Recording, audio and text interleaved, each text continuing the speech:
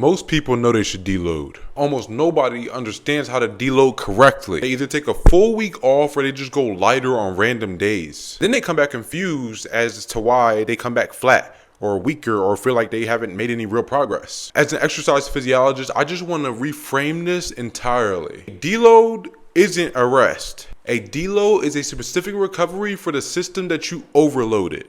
And once you understand that, deloads stop killing your progress and it starts unlocking it. Training adaptations don't happen during a workout, they happen after them. But here's the problem that most people miss. Fatigue accumulates faster than fitness. You could be getting a lot more fit, but you could also be causing high amounts of fatigue at the same exact time. If fatigue keeps accumulating, what does that then lead to? Stalled performance, elevated heart rate, lingering soreness, poor sleep, loss of motivation. The list can go on and on. You have to understand that that's not overtraining, that's literally under recovering. A deload is how we intentionally lower fatigue. The whole idea is to get the newfound fitness that you work so hard for to show itself. So in order to remember that, here's the simple rule that everything is built on.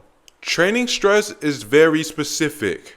That must also mean that recovery is also very specific. If this already helped you out so far, just be sure that you subscribe. Different types of training affect different types of systems. There's muscle and connective tissue. There's the nervous system itself. And then there's the metabolic and cardiovascular systems. So a single one-size-fits-all deload doesn't make physiological sense. There are 3 types of deloads. That's where we have the volume-based deload. If 1 week you're doing high mileage, on that deload week you want to decrease your mileage. If you're lifting heavy the week before, then you want to lift a little bit lighter the week after. You want to decrease that volume. Then there's the intensity-based deload. So if you're doing heavy loads, max efforts, speed work, you want to kind of deload by anywhere from 10 to 20%. Just take your foot off the gas a little bit. Then third, we have the density/frequency deload, which just means fewer training days, more rest between your sessions, no back-to-back hard days. The biggest mistakes that I see are individuals who take a full week off when they don't need it. And yes, of course, there's always a time and a place for that,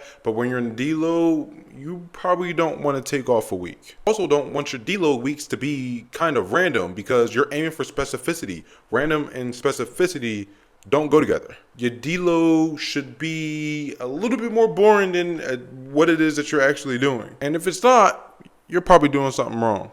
Deloads aren't necessarily about doing less. They're more about removing the right stress. When your recovery matches your training stress, progress becomes more repeatable, and you should see increases in your performance. So I'm going to leave you with this. Train hard, deload with intent, and stick to the schedule. Don't allow it to be random. Don't forget to like and subscribe. See you in the next video.